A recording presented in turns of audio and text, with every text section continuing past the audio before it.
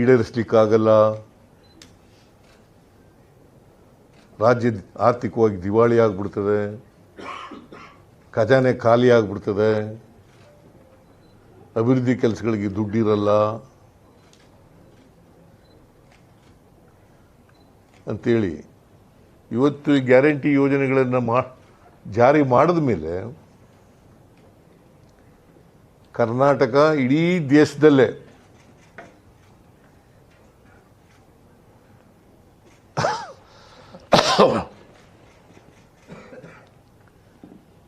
ತಲಾ ಆದಾಯದಲ್ಲಿ number 1 ಸ್ಥಾನದಲ್ಲಿದ್ದೇವೆ.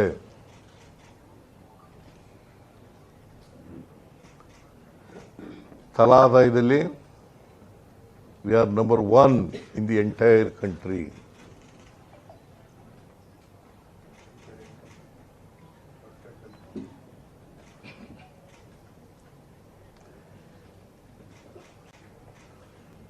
GST ಕಲೆಕ್ಷನ್ನಲ್ಲಿ we are number 2 in the entire country.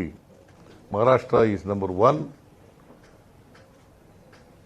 Karnataka is number 2. 26-27 ಆರ್ಥಿಕ ವರ್ಷದಲ್ಲಿ ಇಡೀ ದೇಶದ GSDP 7.4 ಇದ್ದರೆ ಕರ್ನಾಟಕ 8.1 ರಷ್ಟಿದೆ.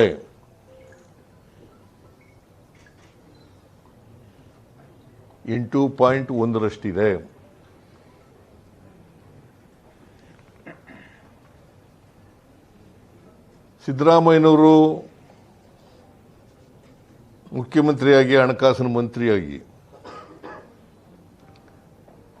ಈ ರಾಜ್ಯದ ಮೇಲೆ ಸಾಲ ಮಾಡಿಬಿಟ್ಟಿದ್ದಾರೆ ಅಂತೇಳಿ ಆರೋಪಗಳನ್ನು ಮಾಡ್ತಾರೆ. ಇದು ಸುಳ್ಳು.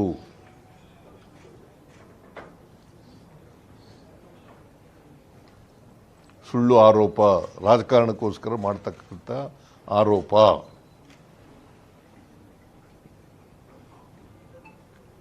ನಾನು ಅಸೆಂಬ್ಲಿನಲ್ಲೂ ಕೂಡ ಹೇಳಿದ್ದೀನಿ, ಬಜೆಟ್ ಮೇಲೆ ಉತ್ತರ ಕೊಡುವಾಗ ಹೇಳಿದ್ದೀನಿ, ಅಸೆಂಬ್ಲಿನಲ್ಲೇ ಹೇಳಿದ್ದೀನಿ ಉತ್ತರ ಕೊಡುವಾಗ.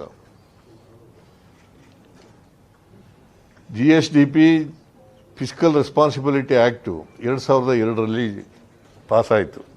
ಅವತ್ತಿನಿಂದ ಜಾರಿನಲ್ಲಿದೆ. 2002ನೇ ಇಸ್ವಿ SM ಕೃಷ್ಣ ಅವರು ಮುಖ್ಯಮಂತ್ರಿ ಆಗಿದ್ದಾಗ.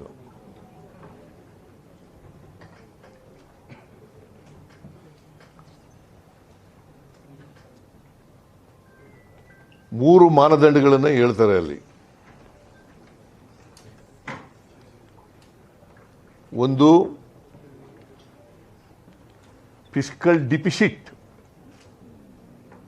3% ಒಳಗಡೆ ಇರಬೇಕು.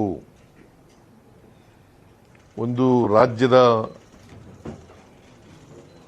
ಆರ್ಥಿಕ ಪರಿಸ್ಥಿತಿ ಸದೃಢವಾಗಿದೆ ಅಂತ ಗೊತ್ತಾಗಬೇಕಾದ್ರೆ 3 ಮಾನದಂಡಗಳನ್ನು ಹೇಳ್ತದೆ. ಫಿಸ್ಕಲ್ ರೆಸ್ಪಾನ್ಸಿಬಿಲಿಟಿ ಆಕ್ಟ್ 2002,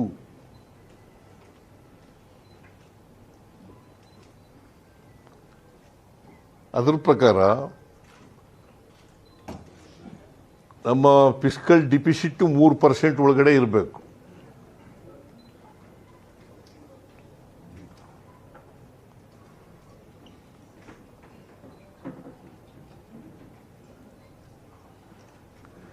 ನಮ್ಮದು 3% ಒಳಗಡೆನೇ ಇದೆ.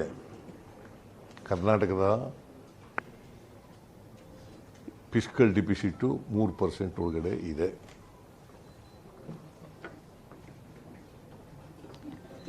$2.95.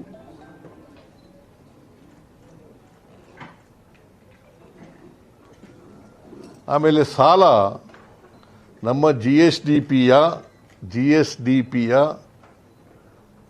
25% ಒಳಗಡೆನೇ ಇರಬೇಕು. ಕರ್ನಾಟಕದ GSDP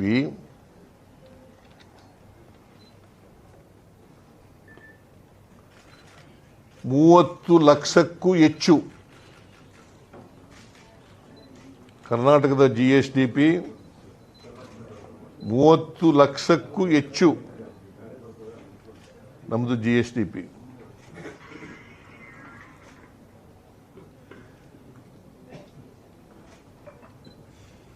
ಕರ್ನಾಟಕದ ಸಾಲ 25.94 ಅಂದರೆ 3% ಒಳಗಡೆನೇ ಇದೆ.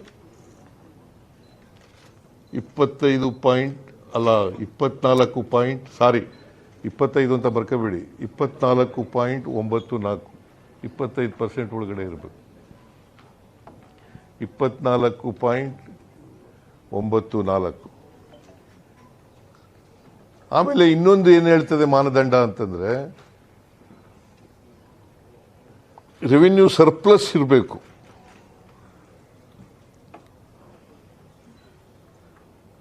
ನಾವು ರೆವಿನ್ಯೂ ಡೆಫಿಸಿಟ್ನಲ್ಲಿದ್ದೀವಿ, ಸರ್ಪ್ಲಸ್ನಲ್ಲಿಲ್ಲ. ಈ ವರ್ಷ ಯಾಕಂತಂದ್ರೆ ಹಿಂದೆ ಇದ್ದಂಥ BJP ಸರ್ಕಾರ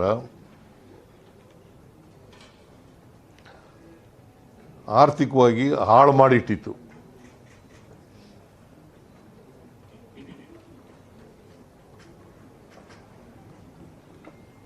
ಈ ವರ್ಷ ಅಂದರೆ 2026-27 ಸುಮಾರು 19,000 ಕೋಟಿ ರೆವಿನ್ಯೂ ಡಿಫಿಸಿಟ್ ಇದೆ.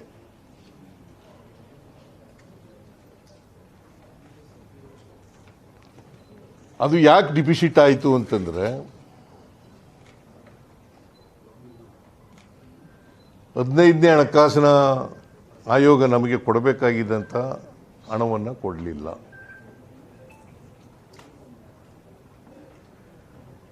ಹದಿನೈದನೇ ಹಣಕಾಸಿನ ಆಯೋಗ ಏನು ಶಿಫಾರಸು ಮಾಡಿತ್ತು 5,495 ಕೋಟಿ ಒಂದು ವಿಶೇಷ ಗ್ರ್ಯಾಂಟ್ಸ್ ಅಂತ ಕೊಟ್ಟಿದ್ರು, ಅದು ಕೊಡಲಿಲ್ಲ. ಆಮೇಲೆ ಕೆರೆಗಳ ಅಭಿವೃದ್ಧಿಗೆ ಬೆಂಗಳೂರು ಸಿಟಿನಲ್ಲಿ ಕೆರೆಗಳ ಅಭಿವೃದ್ಧಿಗೆ 3,000 ಕೋಟಿ ರೆಕಮೆಂಡ್ ಮಾಡಿದರು. ಪೆರಿಫೆರಲ್ ರಿಂಗ್ ರೋಡ್ಗೆ 3,000 ಕೋಟಿ ರೆಕಮೆಂಡ್ ಮಾಡಿದರು. ಅವೆರಡನ್ನೂ ಕೊಡಲಿಲ್ಲ. ಒಟ್ಟು 11,495 ಕೋಟಿ ಕೊಡಲಿಲ್ಲ. ಅದರ ಜೊತೆಗೆ ಅಪ್ಪರ್ ಭದ್ರಾಕ್ಕೆ ಬಜೆಟ್ನಲ್ಲಿ ಹೇಳಿದ್ದದು ಶ್ರೀಮತಿ ನಿರ್ಮಲಾ ಸೀತಾರಾಮನ್ ಬಜೆಟ್ನಲ್ಲಿ ಘೋಷಣೆ ಮಾಡಿದ್ದದು ಅವ್ರ ಬಜೆಟ್ ಸ್ಪೀಚ್ನಲ್ಲಿ 2023-24 ಆ ಬಜೆಟ್ನಲ್ಲಿ ಘೋಷಣೆ ಮಾಡಿದ್ದದು ಪರ್ಭದ್ರಾ ಪ್ರಾಜೆಕ್ಟ್ಗೆ 5,300 ಕೋಟಿ ಕೊಡ್ತೀನಿ, 5,300 ಕೋಟಿ ಕೊಡ್ತೀವಿ.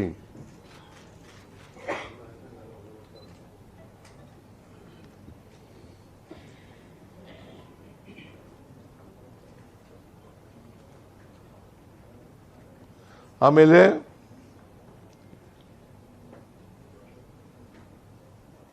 ಇದು ನಮಗೆ GST ಜಾರಿ ಬಂದದ್ರಿಂದ ನಮಗೆ ಪರಿಹಾರ ಕೊಡ್ತಾ ಇದ್ರು, ಪರಿಹಾರನ ನಿಲ್ಲಿಸ್ಬಿಟ್ರು. ಎಷ್ಟು ನಷ್ಟ ಆಗ್ತದೆ ಅಷ್ಟು ತುಂಬಿಕೊಡ್ತೀವಿ ಅಂತ ಹೇಳಿದರು.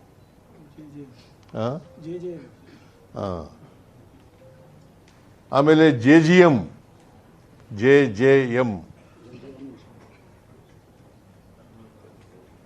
ಜಲ ಜೀವನ್ ಮಿಷನ್ ಅದರಲ್ಲಿ ಸುಮಾರು ಮೋರ್ ದೆನ್ 10,000 crores ಬರಲಿಲ್ಲ.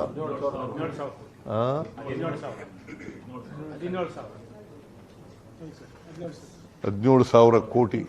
ಅದಕ್ಕೆ ನಾನು ಕರೆಕ್ಟಾಗಿ ಗೊತ್ತಿಲ್ಲದೆ ಇರೋದ್ರಿಂದ ಮೋರ್ ದೆನ್ 10,000 crores ಅಂತ ಹೇಳಿದ್ದು. ಅದು ಬರಲಿಲ್ಲ. ಆಮೇಲೆ ನರೇಗಾ ಸ್ಟಾಪ್ ಮಾಡಿಬಿಟ್ರು. ನಾವೇ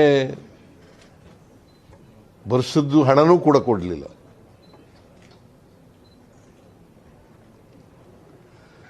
ಸೊ ಹಿಂಗಾಗಿ